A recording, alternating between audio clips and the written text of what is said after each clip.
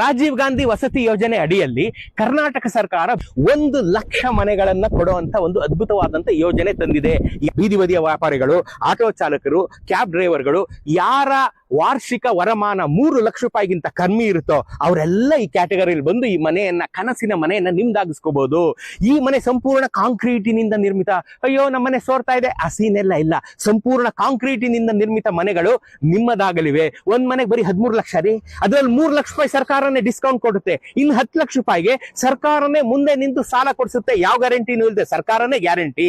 10,000 ರೂಪಾಯಿ EMI ಕಟ್ಟಕ್ಕೆ ಶುರು ಮಾಡ್ತಿರಲ್ಲ, ಅದರಲ್ಲೂ ಪುನಃ ಸರ್ಕಾರ 2,500 ರೂಪಾಯಿ EMI ಕಟ್ಟಿದೆ. ನೀವು ಬರೀ 7,500 ರೂಪಾಯಿ EMI ಕಟ್ಟಿದ್ರೆ ಈ ಕನಸಿನ ಮನೆ ನಿಮ್ಮದಾಗಲಿದೆ. ನೀವೇನ್ ಮಾಡ್ಬೇಕು?